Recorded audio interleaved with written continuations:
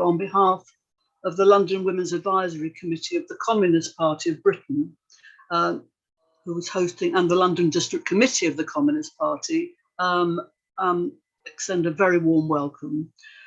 This is the fourth in a series of meetings that we've organised, which we entitle Women's Emergency.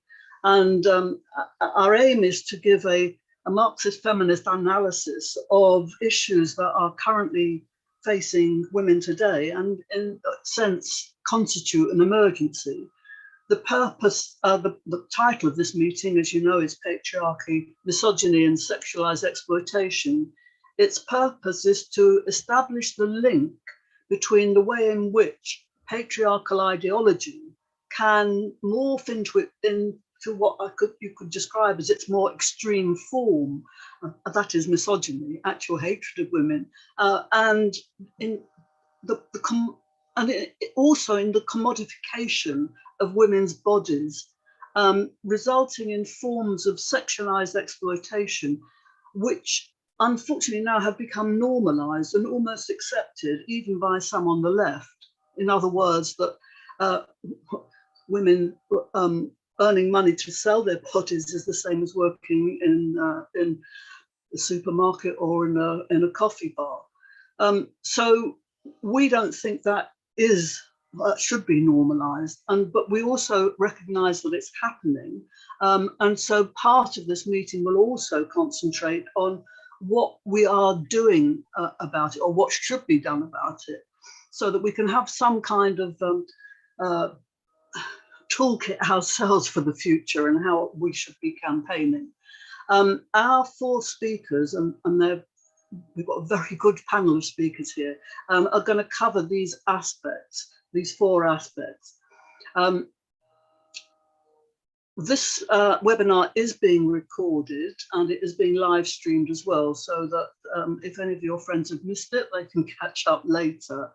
Now, it is a webinar. There is a Q&A facility at the bottom of your screen, and I encourage you, please put questions in the chat that you want us panelists to answer.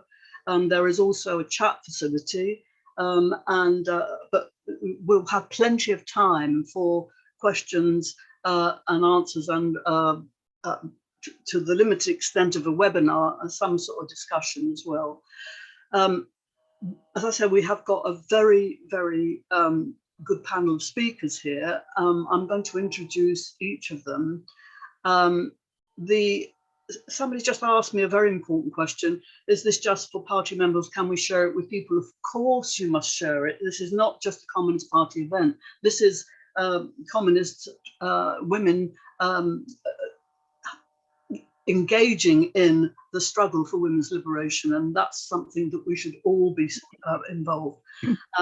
So thank you for asking that question, Emily, but yes, please share widely. And please think about joining the Communist Party, because we're very serious about our analysis of women's oppression and super exploitation. So enough from me. Let me introduce our speakers, and I'll introduce them before they speak so that you can remember who they are. So our first speaker is Joginder Bains. Joginder was the former General Secretary of the Indian Workers Association of Great Britain. She's the Secretary of the I can never pronounce this, Jallianwala Bagh Massacre Centenary Committee. She has also got an article, by the way, in today's Morning Star, and just a plug for the Morning Star, which is the only socialist daily paper in the English language in the world, actually. So please, if you don't subscribe to the Morning Star, think about doing so, and you can get it online. So Joginder is going to start us off by talking about patriarchy at work, and specifically concentrating on the prohibition of women's inheritance rights. So warm welcome to Joginder, and over to you. Thank you. Thank you, Mary, for inviting me to this very important meeting and to talk about very important subject and listen to others and learn from them as well. It is an honor to be here with you And for me, the inheritance right from the parental property is very close to my heart. And I think it is not only a matter of fact that it is parents give you something, but I think it is a it is a human right. It is a right to equality and to try to diminish some of the gender discrimination. So I will start my talk with from that perspective. Um, we, all of us, commemorate Holocaust committed by German Nazi Hitler, genocide by by tyrants in Hiroshima, Nagasaki by US and its imperialist allies, atrocities by the empire, imperialist war victims. But have we ever stopped and take a look around us? Do we pay attention to the daily occurrence of tyranny and Holocaust, the genocide of women?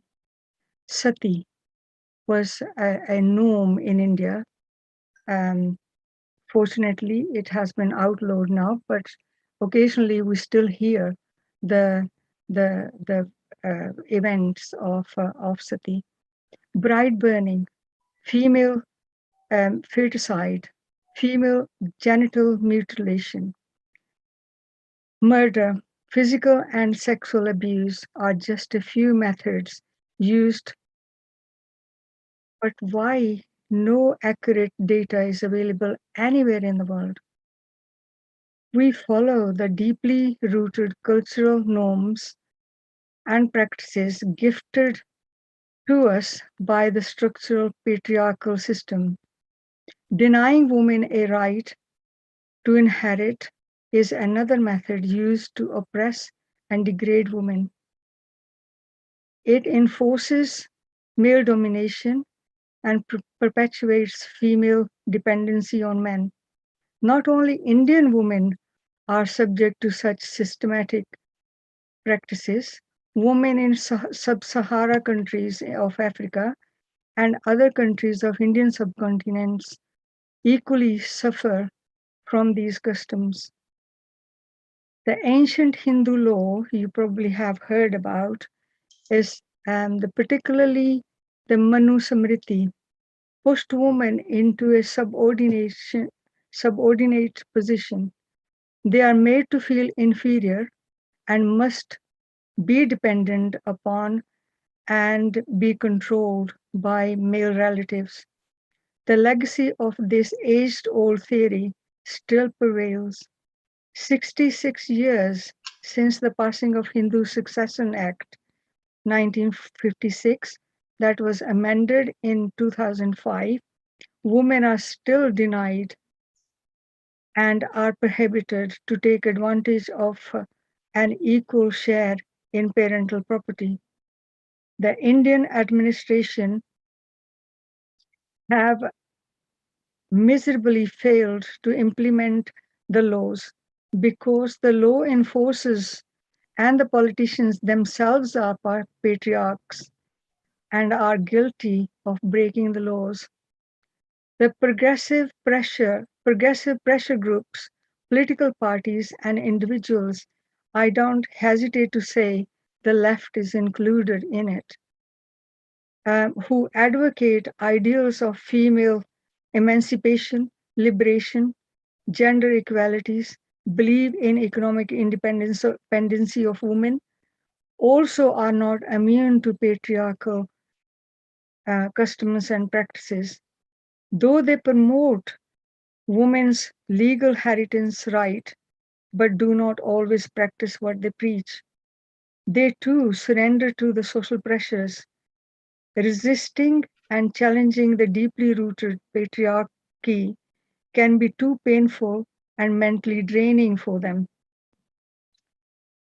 These so-called reformists lack knowledge. They don't research. They don't ask women how they how women feel, and they do not understand women's experiences of socioeconomic and political oppressions. Women, therefore, in most Indian communities are seen but not heard. Comrades, accessing and owning property improves women's vulnerability, boosts their economic security, and advances their bargaining power so that they can enjoy full citizenship, same as men do. Available evidence indicate that ownership of property reduces the threat of violence, abuse, exploitation, and other inequalities within the household and in the society at large.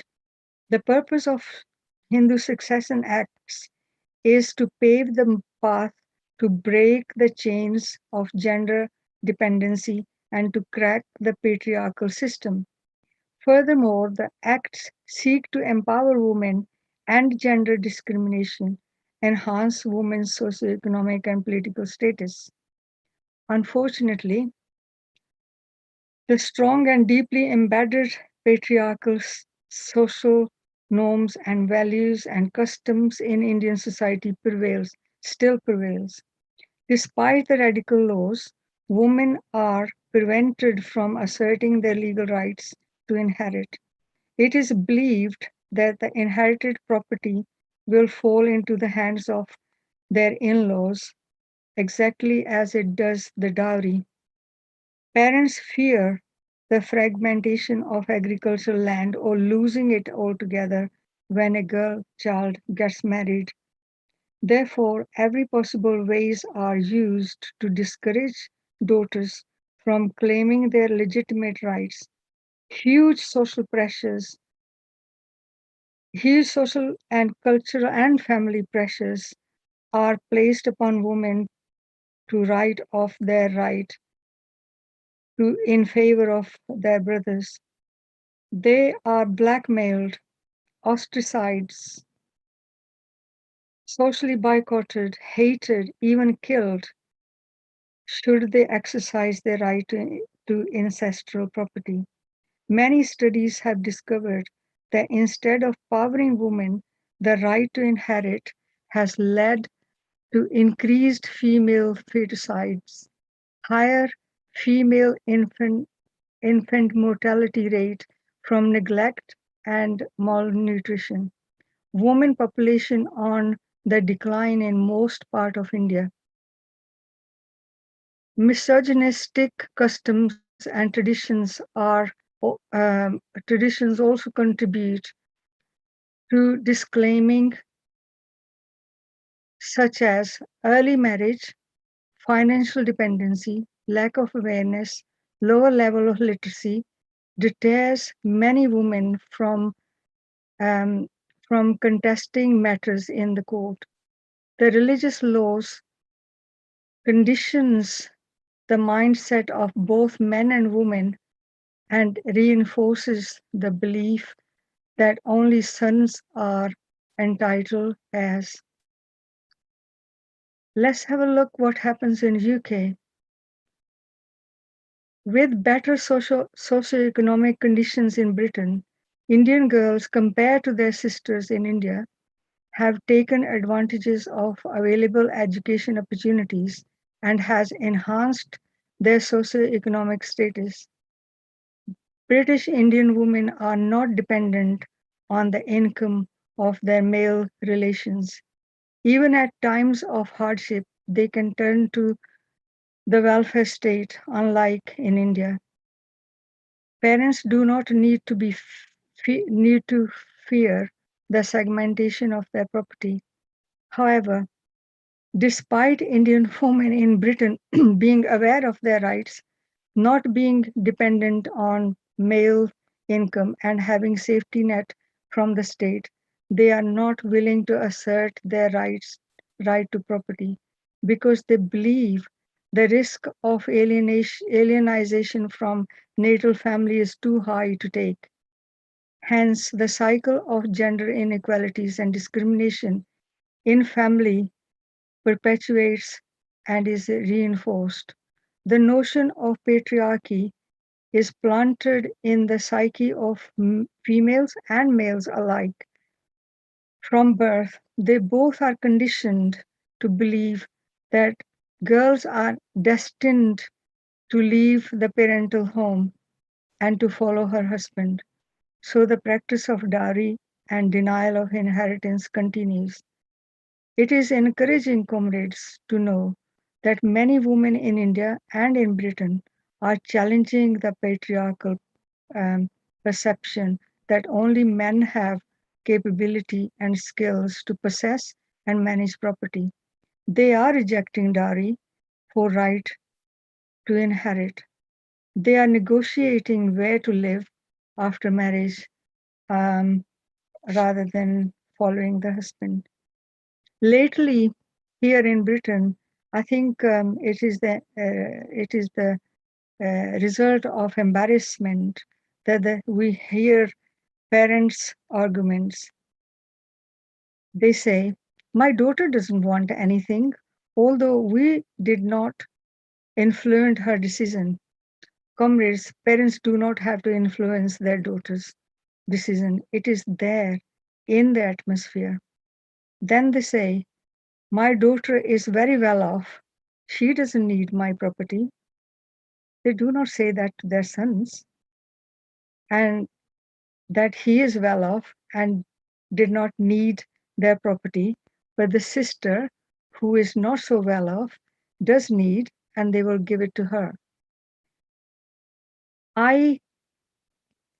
Then next bit they say, "I asked my daughter if she wanted anything, but she refused." Why do you ask your daughter and not the son if he wanted anything? Why daughters is not willed her share, same as the sons do? It must be humiliating for the daughters when she is asked such a question. So what is the solution, comrades? We must not see this issue as cultural part of Indian communities who now are the part and parcel of British society and must not be treated as a separate entity. As we have seen above, that the disinheritance of daughter is part of patriarchal system. And if we are sincere to wipe out gender discrimination, we must make this practice as integral part of our struggle here in Britain. We must raise people's awareness and work to empower girls to challenge patriarchy. We must ensure the ancient religious laws and patriarchal practices have no place in 21st century. Thank you, comrades, for listening to me. Oh, thank you very much, Joginder. That was fantastic. Thank you. Our next speaker is Phoebe. Phoebe, I'm not giving you her surname because she wants a certain amount of anonymity, but I don't think she's going to have it being streamed. But anyway, nevertheless, Phoebe is a member of the Young Communist League Women's Committee, and she is going to be speaking in opposition to what is a current practice in some British universities of giving sex worker toolkits for women students, i.e. normalising the commodification of their bodies. Phoebe, it's over to you. Welcome and thank you very much for coming. Hiya. First of all, I just want to thank the Communist Party for having me here to speak about a topic that is really important to me. So, when I was a young teenager growing up in the 2010s, I used a lot of social media. One of the main social media sites I used was Tumblr, and I'm sure that all of the millennials and older Gen Z listening just shivered. Now, for those that were lucky enough to avoid that internet hellscape, Tumblr was a social media site that allowed hardcore porn on its platform. I remember being 13 and seeing GIFs of young women being choked, slapped, degraded, spat on, punched, and worse. I saw the glamorization of stripping, camming, sugar babying, prostitution, and escorting. This planted the idea in my young brain that this was sex. This was what men wanted. This is what I had to do to be desired and loved. So it's no surprise that at the ripe old age of 17, I was being used and abused by God knows how many adult men both in person and online. I was trading photos and videos for money. I was receiving fleeting validation I felt like I didn't get in my regular life. The day I turned 18, I opened an account on any adult website I could find. I was a verified Pornhub amateur with hundreds of thousands of views. I had accounts on camming sites such as My Free Cams and accounts on sugar baby websites. I used these sites to gain quote unquote clients to partake in private camming sessions where I would be at the mercy of their disturbing commands, at least if I wanted to make any money. You may be wondering, why didn't I just get a regular job? And well, the answer is sadly extremely common. I was a disabled, mentally ill teenager who was struggling with education and finding employment, and I was living in an emotionally turbulent home. I saw this as my only option. I saw it as empowering. Well, at least that's what the internet told me it was. In reality, I was suicidal, self-harming, and traumatized. I very nearly ended up in prostitution after getting countless offers from my online clients. But luckily, I never went through with it, as I managed to leave the industry at the old age of 21 after I began receiving adequate disability benefits and no longer needed to exploit myself for money. And now here I am, a 24-year-old sex trade abolitionist, seeing this same cycle of social media and society grooming teenage girls into so-called sex work. Except now, instead of just Tumblr, it's TikTok, Twitter, and even worse, their own places of education. And this brings me to why I'm speaking to you today. In December 2020, the University of Leicester released their Student Sex Work Toolkit for staff and students, alongside an event about the same topic and a student sex work policy. And in November 2021, Durham University offered training to support students in the sex industry. While this sounds positive and sounds like universities are trying to help their students, there is an insidious truth beneath the surface. Quoting from a Nordic Model Now article on this issue, while the policy does not explicitly promote prostitution as a reasonable response to students' economic hardship, that is the implicit message, along with the suggestion that prostitution buying is an ethically neutral activity. Now, on the second page of the University of Leicester's Student Sex Work Toolkit, they discuss consent, saying, and I quote, "It is legal to sell and buy sex between consenting adults in the UK. If the sexual act is not consensual, it is not only not legal, it would also not be classed as sex work. Non-consensual sexual interactions are sexual violence, one example being sex exploitation," unquote. Now, I believe that the incredible survivor and organizer Esperanza Fonseca, known online as Proletarian Feminist, puts the idea of consensual sex work into context when she said in her incredible article, A Socialist Feminist and Transgender Analysis of Sex Work, that, quote, "Consent does not exist in a vacuum, sealed off from the other conditions of society. To decontextualize consent from the broader structures of the economy and society, which both create the options we're able to choose from and apply pressure for us to choose certain options over others, it is only to understand consent in its most superficial meaning," unquote. The documents talk about sex work like it is any kind of work, and the phrase "sex work is pervasive in the liberal feminist internet world. But sex work is not like normal work. In no other industry is it more common or more expected to be raped. If women were being assaulted and murdered at the same rate in the retail industry, there would be countrywide outrage. The Student Sex Work Toolkit by the University of Leicester states on the second and third pages of the document, quote, "Research highlighted that a large proportion of student sex workers were from marginalised backgrounds or were vulnerable. 71% identified as women and 17% as non-binary. Over 70% identified as lesbian, gay, bisexual or queer, with over half describing themselves as having a disability. 14% were international students," unquote. When I read this section, I thought, great, they're going to discuss how scary and upsetting it is that marginalised people are overrepresented in this industry because of how they're treated in society as a whole. I thought, wow, maybe we're going to get to see them push the point that the sex trade amplifies and represents the systemic inequalities marginalised people face. Imagine my disappointment when I read the next paragraph. Quote, "Diversity within the online sex industry, the most utilised aspect of the market by students due to its hidden nature, was highlighted within the largest online research project ever conducted within the UK, Beyond the Gays. The Beyond the Gays study revealed that the diversity of sex workers using the internet in their work. Although the majority were female, male and transgender, non-binary and intersex identities were also represented working within a variety of roles, both direct and indirect, and using a variety of platforms. There are also other markets, such as sugaring, where commercial relationships are made in return for intimacy." I'm just jumping in here out of the quote to say that this is still prostitution, by the way, no matter what fancy name people give it. Back to the quote. Beyond the Gaze reiterated the continued safety risks that workers face within the industry due to having to work alone or lie about their activities. This again highlighted the need to prove awareness, education, and acceptance of selling sexual services, unquote. I tried to find a way to edit this down, but I felt like you all needed to hear that entire section to see how pervasive this pinkwashing of the sex trade is. In this quote, we see them skip past the violence and safety risks, as they do many times in the document. They're framing the sex industry as an inclusive, diverse industry to work in, instead of asking the big questions like, why are so many marginalised people entering the trade, and what can we do to prevent this and offer support before they resort to being exploited? We know for a fact that transgender people, especially transgender women, are pushed out of jobs due to their gender. We know for a fact that disabled people are less likely to be hired for jobs. And we all know for a fact that women are paid less than men. Due to this, along with a multitude of other reasons, marginalised people are often desperate for work and financial support. And these documents make sex work look appealing, as they frame it as a job where you work for yourself and have control, something that marginalised people so rarely have, when in reality, this is not the experience of the vast majority in the industry, especially those from vulnerable backgrounds. As a disabled member of the LGBT community myself, I was horrified to see my identity being used as a selling point for the industry. We deserve support, advice, and care, not to be groomed into an industry that serves to oppress us and fetishize us. For those who are not convinced that this is a truly gendered issue, I would first of all recommend looking at the statistics of those in the sex industry.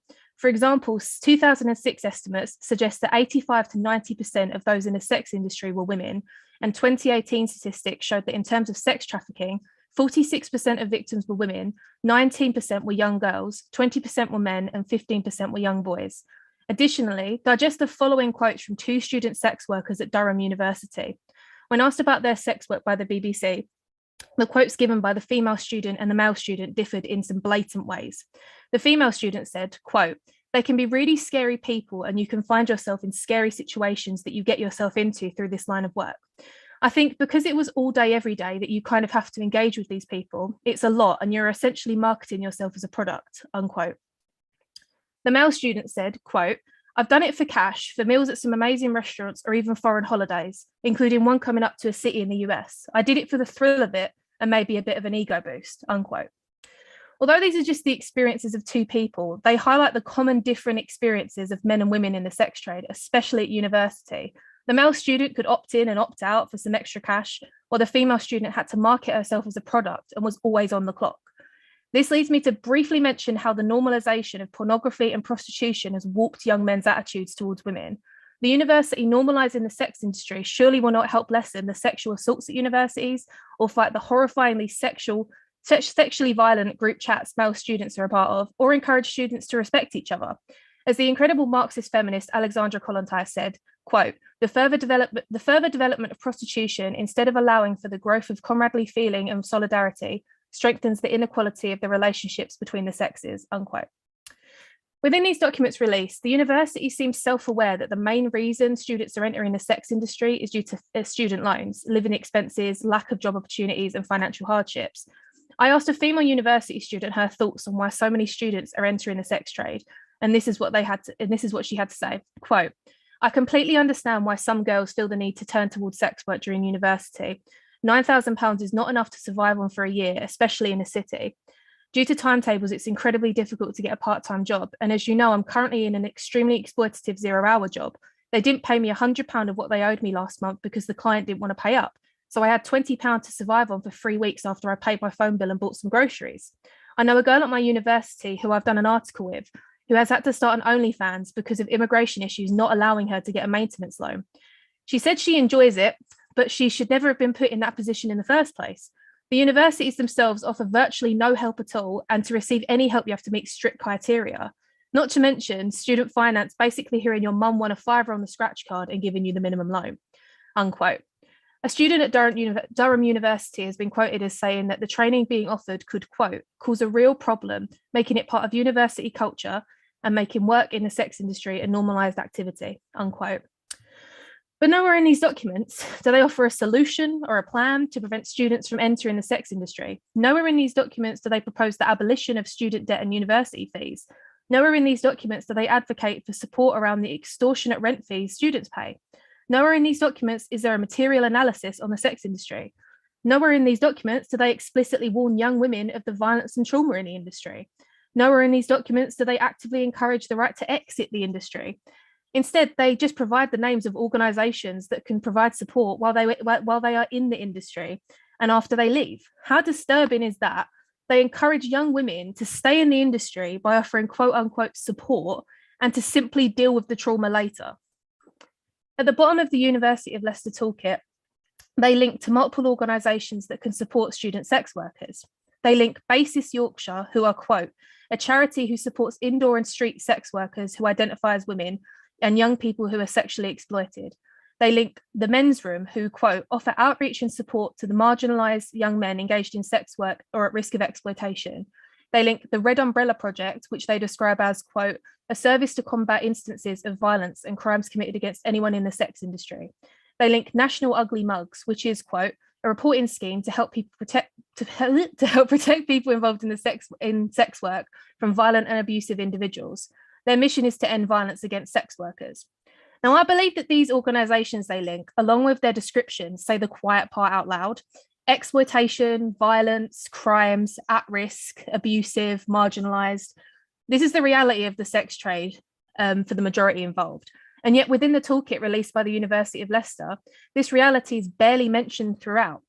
In fact, on the second page of the toolkit, they say, quote, the most negative aspects of the work were cited by respondents as having to keep their work secret, fear of violence, and negative judgment from friends and family and professional bodies such as universities, with the latter being recommended to recognise the presence of students who work in the sex industry. Here you can see how they completely, once again, skip over the fear of violence and instead focus the entire document on combating stigma. Durham University Student Union's Welfare and Liberation Officer, Jonah Graham, defended the training being offered by the university by saying it was, quote, an attempt to support students in a difficulty arising from the reality of rising costs in higher education, unquote. But once again, where is the push to help students in a way that does not involve them having to sexually exploit themselves? Where is the push from these universities to prevent students from having to enter the sex industries to survive? Where is the information being provided on how to actually exit the sex trade? In fact, in their list of do's and don'ts in the University of Leicester's toolkit, they include don't assume the student wants to leave sex work. This is a complete distortion of the facts around the industry, as multiple surveys and studies have shown that when women in the sex trade are asked if they would like to leave the industry, 9 out of 10 said yes. And when asked why they have not left the sex trade, the most common answer is that they do not feel like the resources are there to support them. So my question to universities is this: why are you allocating resources to support women to stay in the industry and not to get them out? You claim these toolkits and training events have been, and I quote, informed by the relevant legislative framework, policing guidance, research, and established best practice. But there is no acknowledgement that the legislation and policing guidance available is coming from a racist, sexist, transphobic, homophobic, ableist, xenophobic, and deeply classist system. How on earth could anything coming from this be considered best practice? Quoting from the Nordic Model Now article, there is more than one way of viewing the sex industry, meaning that what is considered best practice is not settled. It's very much under debate. You would not know this from reading the policy. I think we all agree that no one should face stigma for being in the sex industry, especially when it's for survival. Stigma, harassment, and abuse help no one, and steps should absolutely be taken to prevent all of these issues. There are definitely some valuable links provided in the documents, which I'm sure will be a huge help to some students still in the sex industry.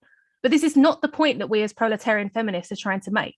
We're simply trying to point out that these universities, rather than supporting students financially, removing the barriers to access financial support, supporting and encouraging them to exit the industry and providing alternative suggestions for flexible income, they are indirectly and sometimes directly encouraging students to either get into sex work with phrases such as flexible working, diversity, inclusion, or offering alleged support that just ends up keeping them trapped in the industry. This is not about a personal choice. This is about an industry that only exists to further oppress women and other marginalised groups. This is about leaving behind the individualism perpetuated by liberal choice feminism circles that promote sex trade expansion. This is about supporting our student comrades before prostitution and the wider sex industry becomes their only option. To close, I would like to leave you with the words of Kathleen Richardson, a professor of ethics and culture of robots and AI at the De Montfort University in Leicester, who I believe sums this issue up brilliantly in her introduction to the Nordic Model Now handbook for universities. The promotion of prostitution at a university, for example, through the pro-prostitution toolkit produced by Leicester University, is a sign of our times and a culture of low expectations. We are rapidly losing the ability to come up with a meaningful politics informed by empathy, reciprocity, and mutuality as fundamental to our relationships with each other. Instead, even our universities are in the grip of a dehumanizing politics, with young women the primary casualties. Thank you. Phoebe, that was fantastic. Thank you so much. Brilliant. Can I remind people to put any questions they've got in the Q&A? I know people are using the chat, but if you want direct questions, please make sure that you put them in the Q&A bit, otherwise they might be missed. That was brave and very wonderful, Phoebe. Thank you so much. Our next speaker, it's very appropriate actually that our next speaker is going to be speaking on the Nordic model. Now our next speaker is Luba Fain, and Luba is an Israeli abolitionist activist and a survivor. And Luba is joining us from Tel Aviv, where it's 2 hours, well, quite late. So we won't keep her up too late. I'm really glad you could join us, Luba. She's a real expert on the Nordic model, and she'll explain it to you and why it's important. Thanks, Luba. Over to you. Thank you. So my name is Luba Fain. I am an abolitionist and a survivor from Israel. I am also a contributor to the Nordic Model Now website and a volunteer with the Philia UK. So I'm familiar with the British abolitionism. Our local feminist community celebrated a considerable achievement very recently, passing the sex purchase ban, also known as the Nordic model. I was a part of this campaign, which is very important for me personally and for all the survivors in my country and worldwide. So I would like to talk with you about it today. First, I want to explain briefly what means the Nordic model approach to regulating the sex trade. Nordic model has some slightly different implementations, but I can think of 5 universal rules. One is criminalizing all prostitution-related activities by third-party profiteers, pimps. Second, strengthening of the legal enforcement. Very often, the legal enforcement against brothels doesn't exist in practice. Third, which is very important, purchasing sex is a criminal offense under the Nordic model. Fourth, women and other individuals who are prostituted are fully decriminalized. You cannot be criminalized for being prostituted. And the fifth and the last, that is a wide range of exit, support, and rehabilitation services available for survivors of prostitution. As we all know, and Phoebe just talked about it, there is an extreme polarization of opinions which characterize the discourse related to the sex trade in the UK and actually everywhere.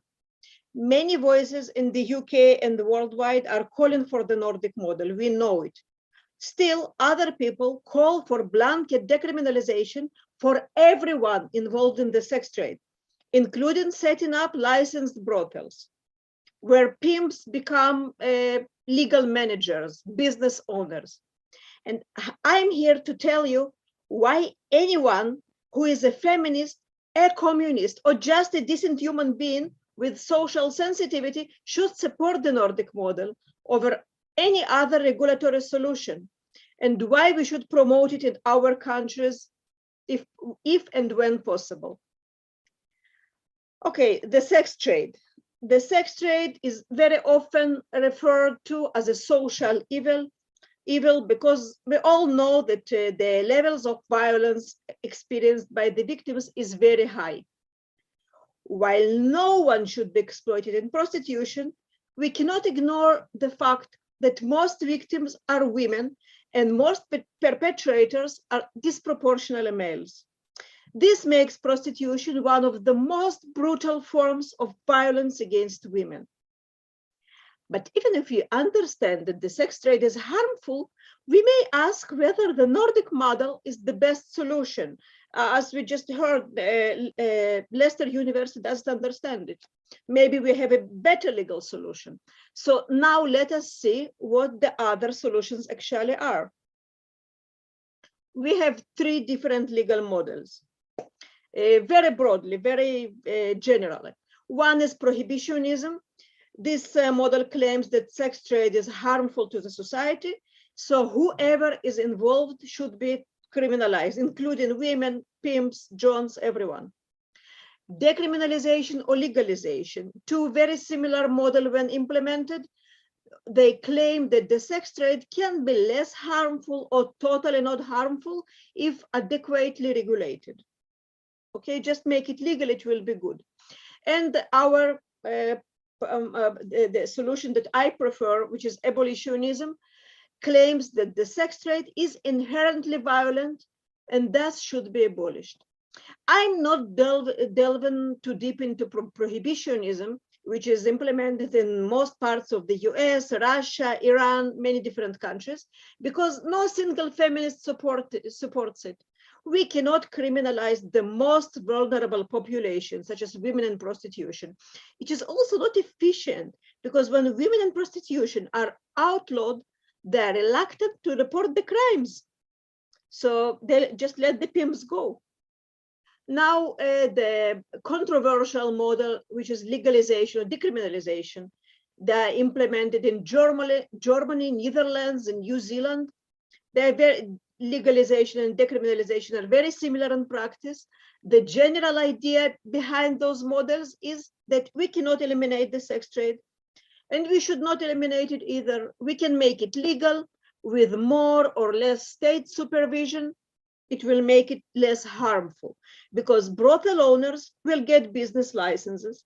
So no trafficking or other violence will occur because pimps are good people. We just have to show them some institutional love and they will never cross the limits.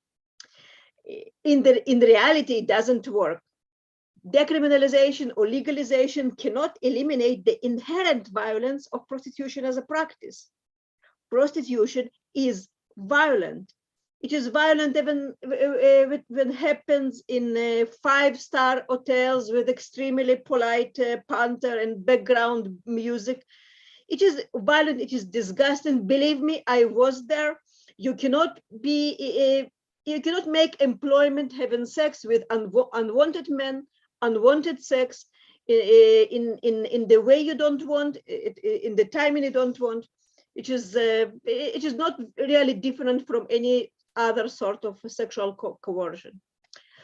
So prostitution is violent and women don't want to be prostitutes, legal or illegal, they don't want it. But the sex trade is legal, so it is promoted and advertised and the sex tourists are coming. So the demand is climbing and the gap between supply and demand is expanding more and more. How can we bridge the gap? By forcing more women into prostitution, by grooming, soliciting, trafficking. Germany and Netherlands are flooded by trafficking right now. In New Zealand, there are already attempts to decriminalize buying sex from minors with the same arguments. If we will decriminalize it, it won't be in the shadows. It will be more transparent. Absolutely crazy. Maybe let's decriminalize murder too. Moreover, license and legitimacy don't make pimps and panthers less violent. Women I know in Germany and New Zealand say that being legal and normalized, panthers feel more entitled, more powerful. They deserve everything. They're shameless. This model doesn't work. Don't believe the Leicester University with its toolkit. It doesn't work. We abolitionists, we survivors know very well that prostitution is inherently violent. I already said it. Would we legalize slavery or domestic violence to be able to supervise it? No. It is the same with prostitution. It should be abolished.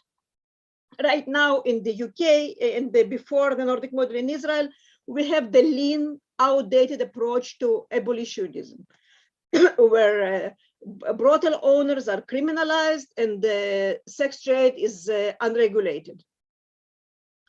Many people believe it is enough. They say, okay, we just criminalize third-party profiteers and the problem will be solved. But it doesn't work. Why? Because men are still ready to pay for sex and they're willing to pay much more for young girls, for new girls. Any woman who has been to prostitution knows that the panders are calling to brothels, to discreet apartments, and they want the youngest girl and the newest girl. And there will never be enough women ready to be prostituted, especially those of the desirable kind, the 18-year-olds. And that's why we still have trafficking, soliciting, grooming, coercion. Also, the profits of the sex trade, pimps are criminalized, but the profits are so high, they're willing to take the risk.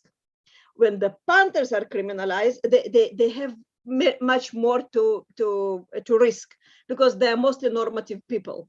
So, and they don't have profits of millions. It's just disgusting entertainment for them.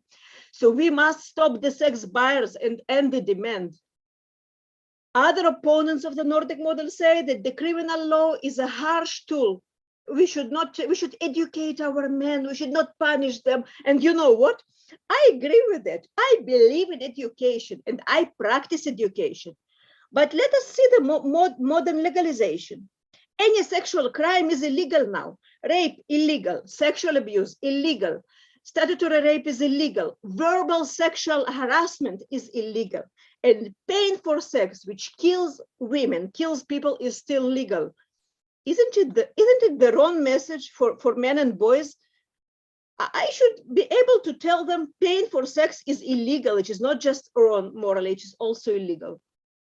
Another argument I also hear a lot in United Kingdom and in other places, that maybe we should focus on exit, support, and rehabilitation. This will be enough. If women want, they will be prostitutes. If they don't want, they will exit prostitution. Everything is okay. We can be good guys. We should not punish. We should take care. So obviously, I support the exit services.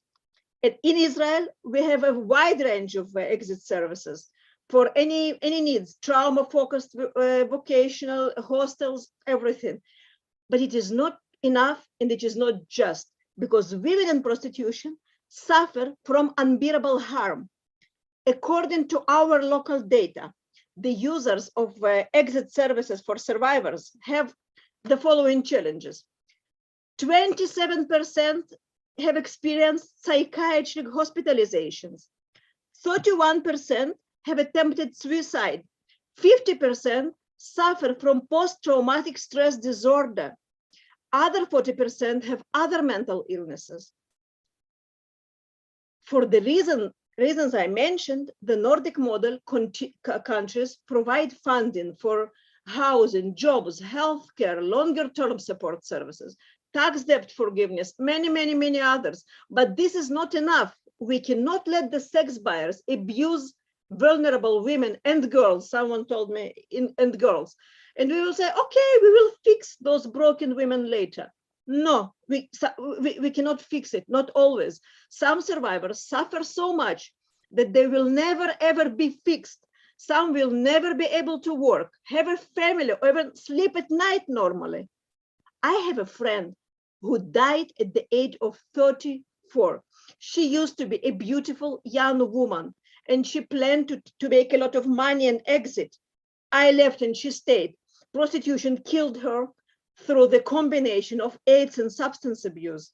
And today I fight the Nordic model for my friend and my girls, for every girl, because no one deserves to suffer so much and her life so young.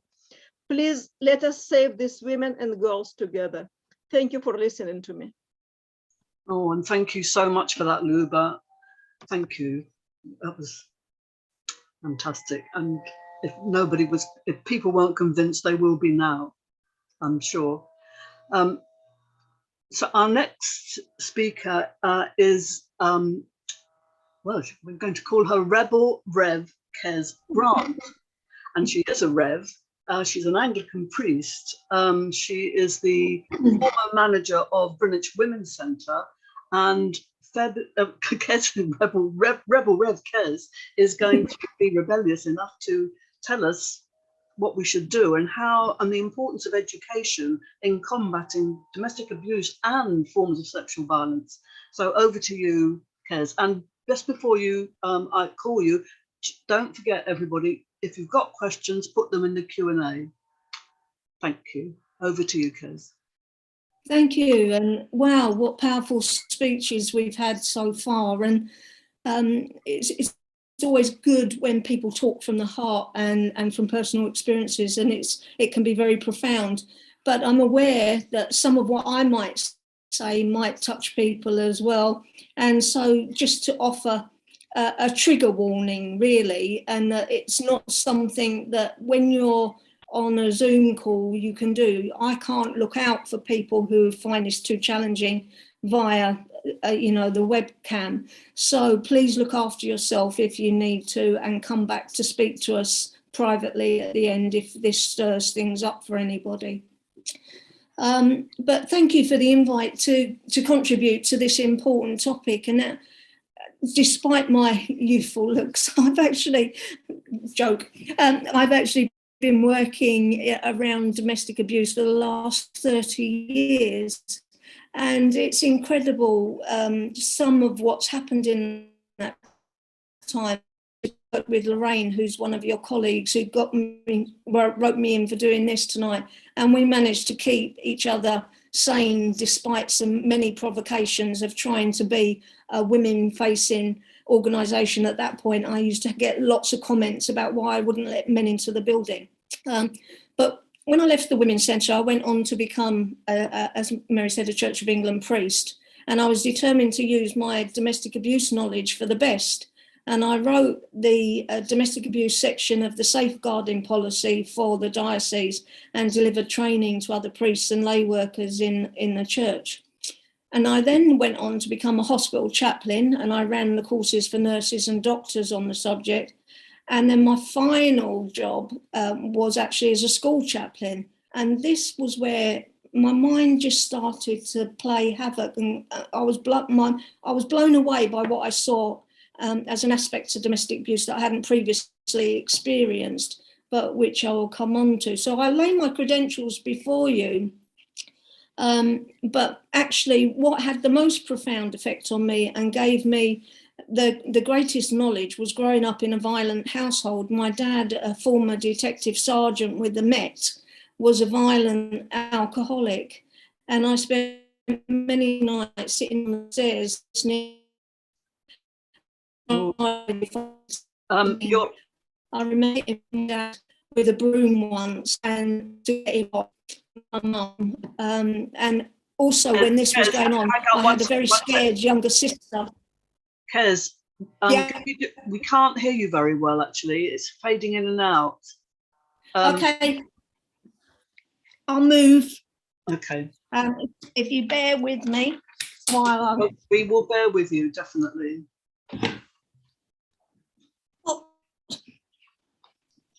I've just moved out of a vicarage and I'm surrounded by boxes, so excuse me for a minute as I take you down my hallway.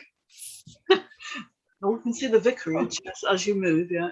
Sorry, Maggie, can we turn that off? It's not getting the signal down there. Okay, so whilst we're waiting, don't forget the Q&A, everybody, and please make sure we've got 4 questions so far. Anyway, okay, Kez, you've settled and ready? Yeah, it should work now. Okay, so I think I was saying to you that I lived in a violent household. My dad was a detective sergeant in the Met and quite violent. And my sister was younger than me and she'd be very scared. And I'd also have to look out for her as well as decide whether I was going to intervene as a kind of 6, 7, 8-year-old plus. So that's where my journey started. And my more polished professional approach now is that I recognise while domestic abuse can be experienced by a range of people, it's definitely gendered and most frequently perpetrated by women, against women by male perpetrators. And I work with Women's Aid, and I recognise that. And to be gender neutral just denies all reality of what's actually still going out there and the long-term impact. Domestic abuse, as it's already been said, always happens within the context of patriarchy. And wherever you meet it, it has to be challenged. And I'm proud to label myself a feminist and recognise that sex and gender-based oppression intersects with other systems of oppression. And it always comes down to power and control, which underpin all forms of oppression. And I recognise also the need to be aware of our own privileges and our own power and control issues, because sometimes women would come to me and I'd want to take over and tell them what to do. But actually, they've already got people doing that. They don't need that. It's really important to recognise that. But if you've not experienced much domestic abuse or violence, it can be difficult to fully understand it. So I've just got this little bit to kind of try and get you to understand. And I want you to move from your head into your heart, really. So if we all know what a bully is, yeah? We don't know, we might not all know what domestic abuse is, but we all know what a bully is. Imagine living with a bully all the time, but being too scared to leave. Imagine being afraid to go to sleep at night, being afraid to wake up in the morning. Imagine being denied food, warmth, or sleep. Imagine being punched, slapped, hit, bitten, kicked. Imagine being pushed, shoved, burnt, strangled, raped, beaten. Imagine you have just 20 minutes to pick up the kids from school while else you start, or you're given only 30 minutes and £15 to do the week's shopping. Imagine having to seek permission to go out to see your own friends and family, or to give children a treat. Imagine that you believe all that you've been told, that it's your fault. If only you were a better mother, lover, housekeeper, kept your mouth shut, could only get the children to be quiet, dressed how they liked you to, kept in shape, gave up your job, somehow things would get better. Imagine constantly being told you're ugly and useless and fat. Imagine their threats if you dare to say you will leave. How will you ever find the strength to leave? Will you ever be safe again? Threats to find and kill you and your children wherever you go, and permanent injuries and sometimes death. That's the reality for 1 in 4 women, and which they may experience during their life. And in this country alone, as we know, 2 women are killed every week by a current or former partner. And of those women, nearly 75% are killed at or around the time of leaving. So leaving is a very, very dangerous thing to do. That figure globally goes from 40 to 70%. Statistics are very difficult to collate globally when you're talking about violence against women, but that is an enormous amount of women that are experiencing oppression, violence that shouldn't be happening. Many people ask me, why do women stay in these relationships? And I think that's the wrong question, because it puts the responsibility on her.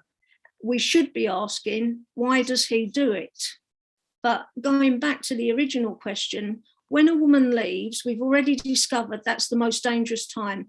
And what she gains from leaving is an immediate loss of her house and her possessions. Maybe she has to leave her children behind, she loses her status, her pets, she loses her local support, as often for safety reasons she needs to move out of the area. She loses her family and friends. Her children have to change school. She also loses the man she fell in love with, because she fell in love with a charmer, not an abuser. What she gains is a heightened risk of attack, financial worries, lack of security, of tenure for a while. And refuges and hostels can keep women these days mainly for up to 2 years because of the crisis in permanent housing. Stop, I hear you cry. What about all the things she gains from leaving? Yes, of course, she does gain something, like people, if you ask them, they'll say freedom and independence, or self-esteem and confidence. But the problem is they take years to build up and get back. whereas her losses are immediate. She's immediately cut and lost all those things. It's a complex subject, and it's not just as simple as why didn't she leave. So while working in Greenwich, I was part of setting up the first ever refuge in Slovenia. And it was an amazing privilege to be doing this, because it really made you think through the issues, because you were setting it up from the ground. So putting things in place to underpin this, what would become a movement out in Slovenia. And it was good to work across cultures to see that it's not a cultural issue, it's a violence issue. As at the same time as doing this, we were developing multi-agency training courses. This is early 90s still, with some policy guidance for different organisations. But what we all agreed on when we were talking was that prevention was better than cure. And we turned our attention to young people. And at the time, I was working closely with Newham Asian Women's Project, and they made me an honorary Asian woman, and they commissioned some research to be carried out in schools. And do you know what? Early 90s, don't forget, I was absolutely astounded. 75% of the boys in Newham thought that were sampled thought it was okay to hit a girl in certain circumstances. I can't remember the figure for girls. They also thought it was quite high, but not as high as boys. And you think, oh my days, how can that be? I said I'd come back to my time as a school chaplain. This is now 20 years on from my time in Norp, yeah, and that research. I worked in two very different schools, one in the borough of Southwark and the other in Maidstone. And what I discovered appalled and saddened me. The first school was a girls' school. I ended up carrying out pregnancy tests, taking girls to Haven Suites after they'd reported rape. On one occasion, I got caught up in child trafficking and domestic slavery. It was the best feeling ever when I actually managed to get that young person away from her domestic prison and back in touch with her mum. There wasn't a dry eye in the room that day. So we do have our little successes along the way, and we have to remember that. Southwark has its issues, as many deprived urban areas do, and those issues develop a lot around gang culture. And I was initially at a loss when I had girls telling me that these so-called wonderful boyfriends who asked them to stash knives and guns. And the girls would think nothing of doing that and meeting them at a time and place that the boyfriend had specified, only to be told then that 6 of his mates were waiting round the corner behind the garage for her to go and pleasure, and she would have to do that or else face the consequences. Many of these girls got raped as a means of control. When I moved to Maidstone, the issues were different. It was a mixed school, and so I was very quickly wading through loads of sexting issues and so-called relationship problems. And I was astounded at the out-of-date philosophies these relationships were built on. Girls thought it was okay not to talk to other boys because it made him jealous. It was okay to be told what to wear and what he wanted her to wear. On top of these sexist and patriarchal viewpoints from the kids, there was also huge ignorance, sadly, and lack of understanding from the staff.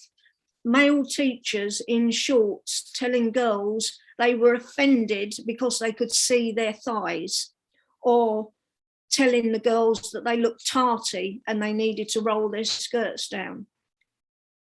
I don't believe in the cycle of violence theory or intergenerational violence, as it's called these days. I don't want to condemn boys who grow up in violent households to become abusers, or girls to become abused. Look at me, I didn't. I accept the lack of self-esteem and confidence has a huge impact on what you're prepared to put up with in a relationship. And I know that many abused children, especially girls, also end up as sex workers because they can do it because they've had to dissociate as a child because of their abuse. So again, a very complex relationship. Way back in the 90s, we developed a big pack that was a training pack that it was a domestic abuse toolkit, and we called it the Stop campaign. And we raised the money to have the pack sent to every single school in the borough of Greenwich. Most of them, I'm afraid, just gathered dust.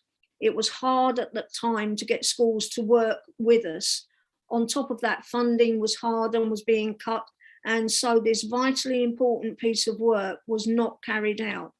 And when I then went back to work in schools all these years later, I had an ideal opportunity to try and do something with my knowledge and position. But despite being quite senior, it was really hard work to get the staff on board to let me do it. They say the definition of insanity is doing the same thing over and over and expecting a different response. Surely it's time we did something different. I've lived through some great projects. Many of you will probably remember the Zero Tolerance campaign that was started by Scottish Women's Aid. Then we had the Enough is Enough, Every Child Matters. And yet our statistics when talking about adults remains the same. Can we really afford to keep doing the same and churning the same platitudes out? Can we really keep churning these kids out with awful self-esteem? I always maintained it's better to raise a healthy and whole adult rather than spend a load of money trying to fix a broken child. Prevention and work with children and young people must be a priority if we ever want to see change. And if it takes me as a priest to stand in front of 700 young people in assembly and tell them about shagging culture and the difference between that and making love, I will keep doing it. It needs that voice. Someone needs to go in there and do some work with these young people and explain equal and loving relationships, because they get their information via the internet now, and it's not good. Women's Aid England is a great organisation. They are the umbrella to many federated refugees. I worked for a while with Lewisham Women's Aid, and they do some amazing work in very trying circumstances. I urge you to check their website. In one section, they do a flow diagram to show the cost of good quality intervention as opposed to not adequately responding. And I thought that was quite interesting, actually, what they did there. So they got this woman story. She'd been a lifetime resident of Sunderland. She'd been married for over 40 years, now retired, active trade union member, official, and still has strong family and community networks.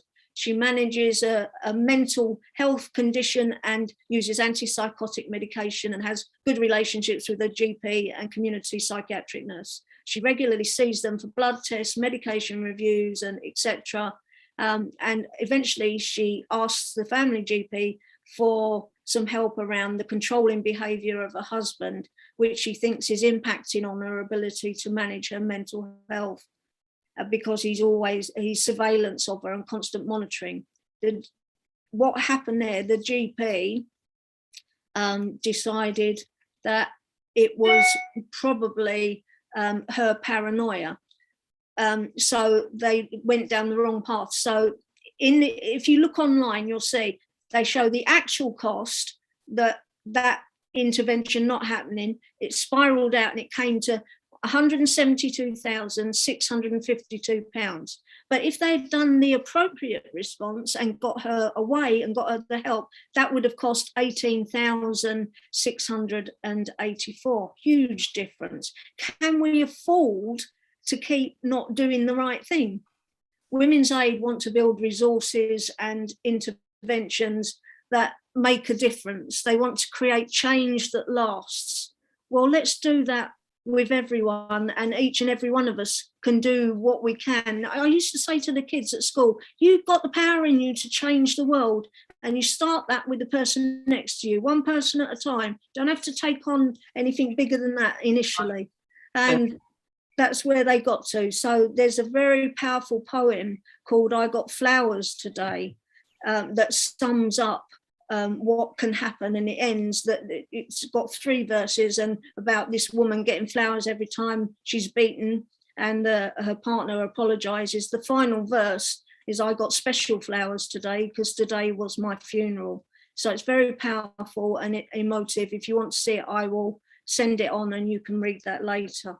But As I'm going to have to, because we've got lots of questions to come, and we want to change the world. We're going to take up your last plea. We must change the world, and we will. Thank you so much.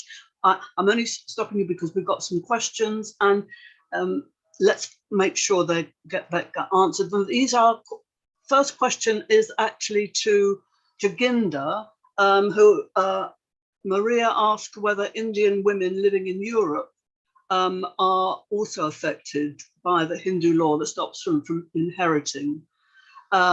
So, Joginder, would you like to take that quickly? Unmute yourself. Yeah. Yeah. Comrades, it is as in my talk, as I said, that it is patriarchy, and we are not in Europe. We are not free from patriarchy. When women are denied the inheritance right, it is not done under, it is Manu Samriti. Manu Samriti was rejected long ago, but its legacy is still with us, and in the form of patriarchy.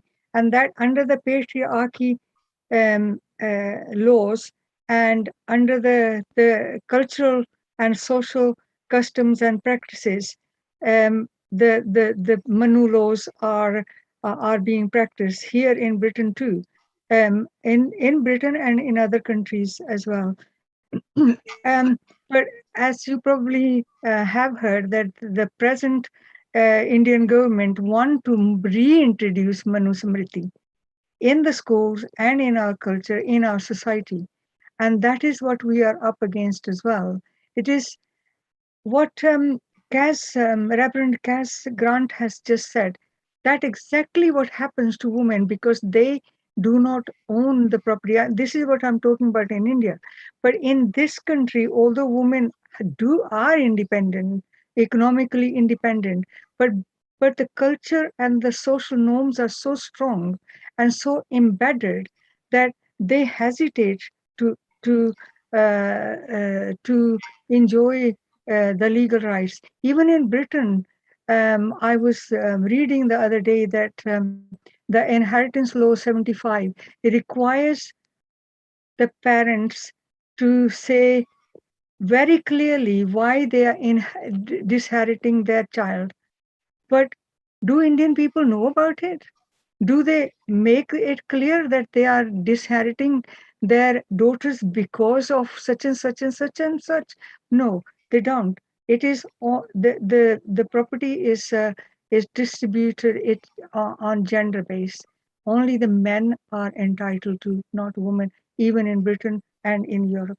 Thanks, Joginder. The next question is for Phoebe, which is considering the high concentration of students in the YCL, the Young Communist League, what do you think the Young Communist League can do to oppose toolkits on campuses? And what do you think we can do in terms of organising around these issues on and off campus? Well, Phoebe, over to you.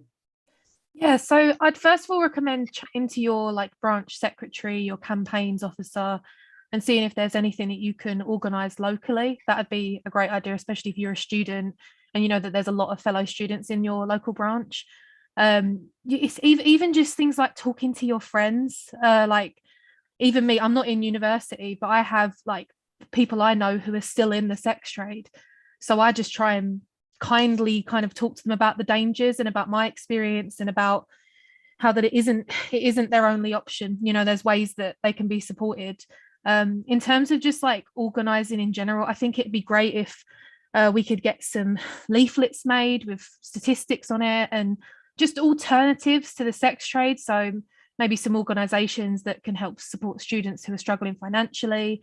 And even just, I believe that we need to be campaigning to prevent people having to enter the sex trade in the first place. So even if the universities won't listen and won't do anything, it's about talking to each other about how these things can be prevented. So encouraging students to get involved in movements for abolishing rent fees, abolishing tuition, all those kinds of things. It's about prevention. I truly believe that's one of the most important things with this. But no, I'd highly recommend anyone who's in the YCL just chatting with their local group, getting some things set up, see if you can leaflet around the universities, just talk to people. I truly think if you just talk to people, they can understand it. It took me seeing one thing for me to change my entire stance on the industry. So you never know whose life you could be changing just by explaining something really small. You know, that's what I'd recommend. Chat to your campaigns officer and branch secretary. Thanks, Phoebe. Now there's a question for Luba, which is a long question, but the essence of it is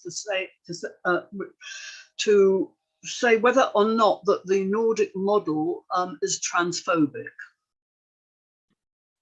I don't know.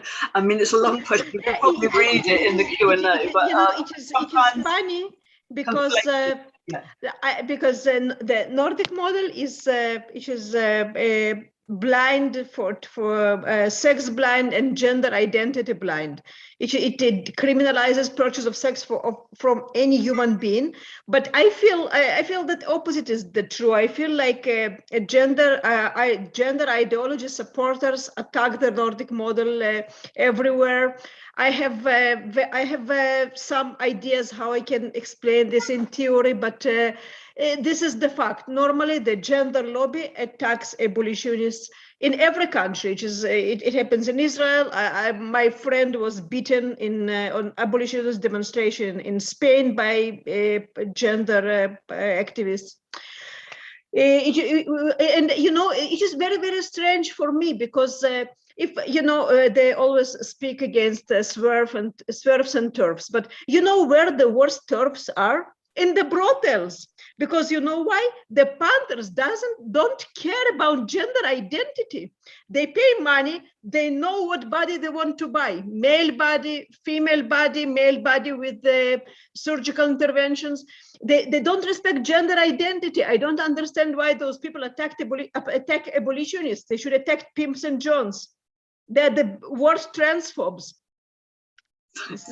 Thanks, Luba. That's a very good answer. There's a question that or maybe all of you would like to tackle, and that. Sorry, Mary, could I just hop in on that last one? Go on, yeah. Just quickly, I just want to explain to people who may not be aware that trans people are like some of the people who experience some of the most violence in the industry. So as Luba was saying, to be pro-sex trade, in my opinion, is to be transphobic. I think that's it, Phoebe. In my opinion, yeah. You've said it. Thank you. Just as a question to all of you now, what do the panelists think about sex workers organising through trade unions, as has happened in recent years? Oh, I've got a lot to say about that myself. But anyway, over to the panel. Any views? I'll say something quickly. So I'm not super educated on this topic, but I think the thing is that I don't think anyone disagrees that, as I said in my talk, that people in the sex industry needs material support right now while they're in it, because the reality is that it's hard for people to get out of the industry. So I don't think anyone disagrees with that, but there is a fantastic Alexandra Kollontai quote about this kind of thing that I'll just quit. It's like a quick thing. I think this explains it quite well. Sorry, I had it up a minute ago because I saw this question. Yeah, so she says, and what after all is the professional prostitute? She is a person whose energy is not used for the collective, a person who lives off others by taking from the rations of others. Can this sort of thing be allowed in a workers' republic? No, it cannot. So while yes, material support is needed currently, I think we need to remember that the ultimate goal is abolition. And in a way, these trade unions could encourage keeping the trade going rather than the focus being on abolition, which is the most important thing in the terms of the actual conditions and survival of sex workers. Okay, there's one other question that any of you might like to contribute on, and that is, does the panel think, given the high level of student sex trade participants, schools and colleges need to run education on this subject as mandatory? Any views on that? Kez, particularly, I think you've been involved in this one. Do you think it should be mandatory to have education on this subject? Yeah. The more information we give kids that's accurate, the better. Sorry, is it working or has it disappeared? You're just coming in and out.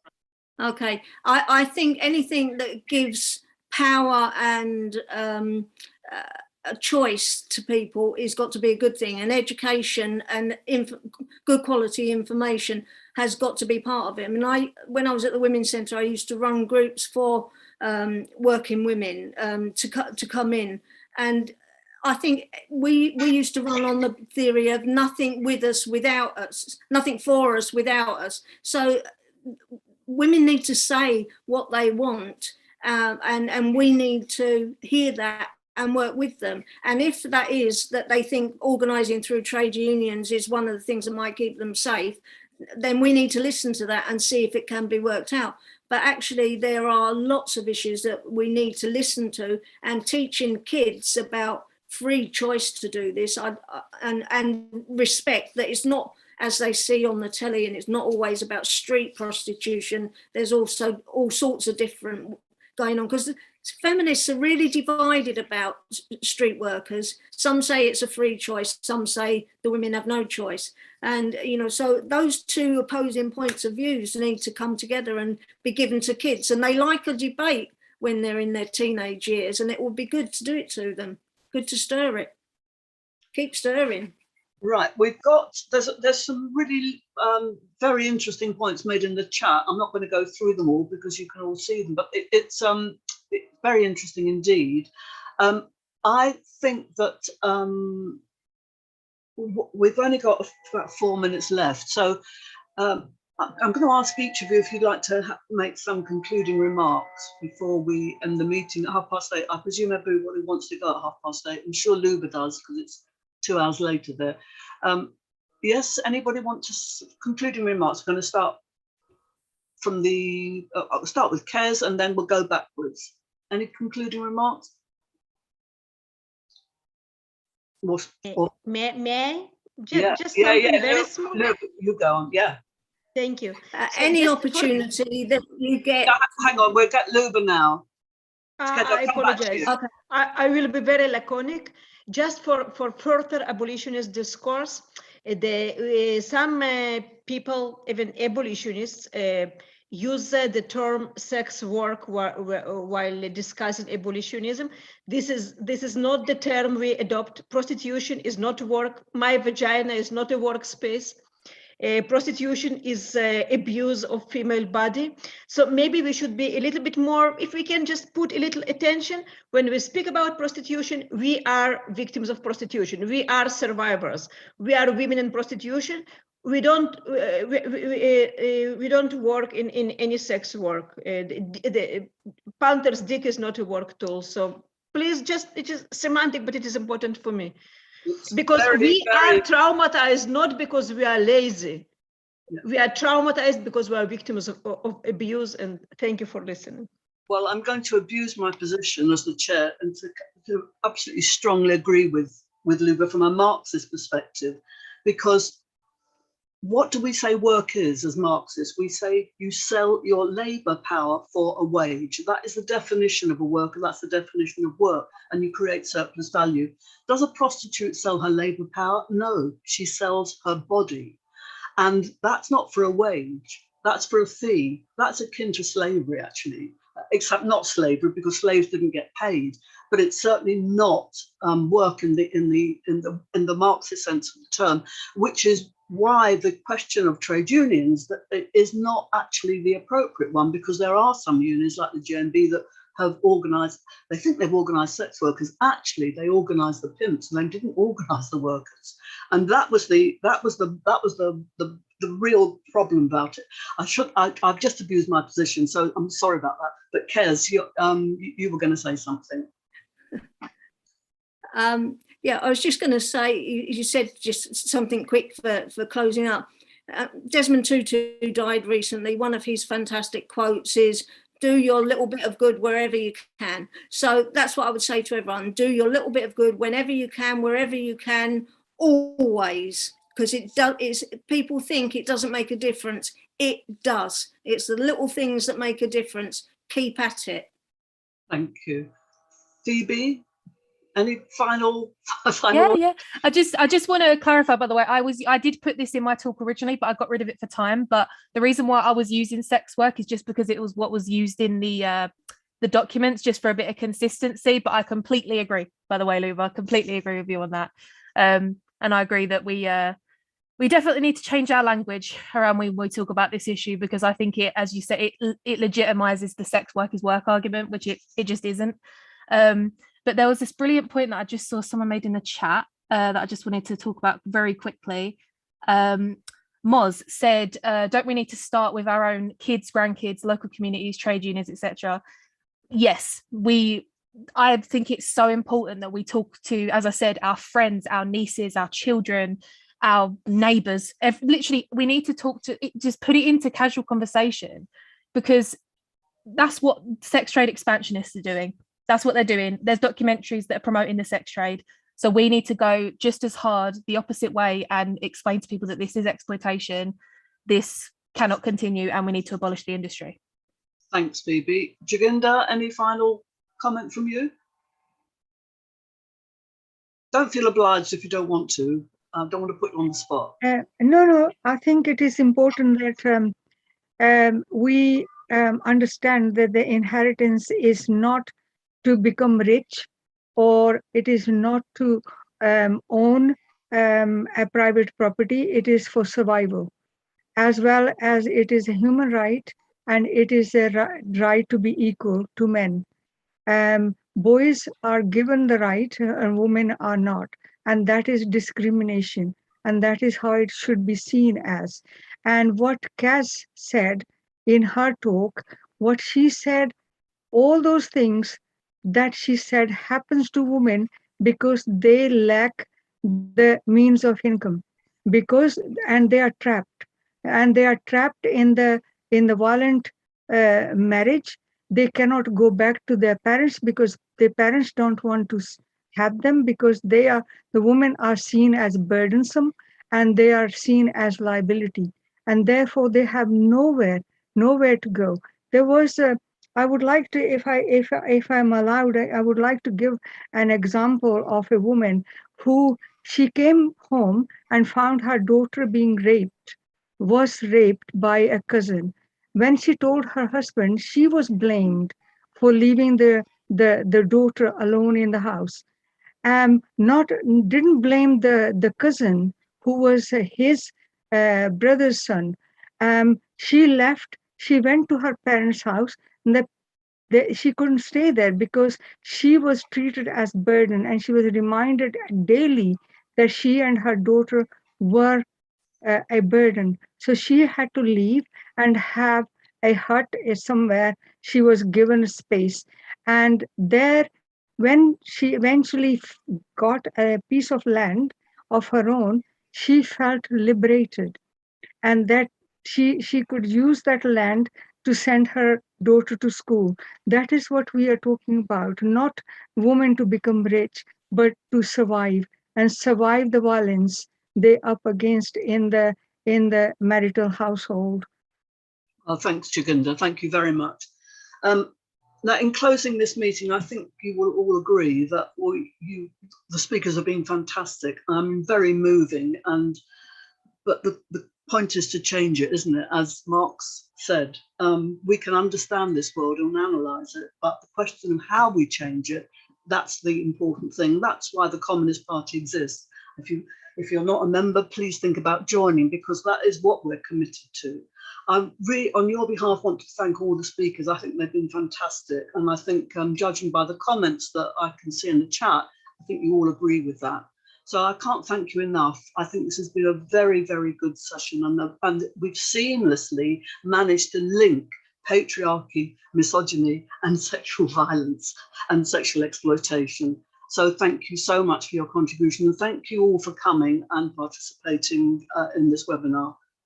And I'm going to end the meeting, but there'll be more. So look out always for what the Communist Party is doing around the issue of women's oppression, super exploitation.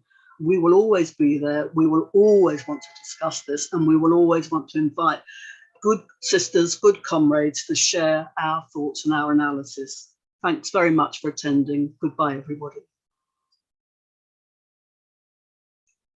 Meeting is closed. Thank you very much, Mary.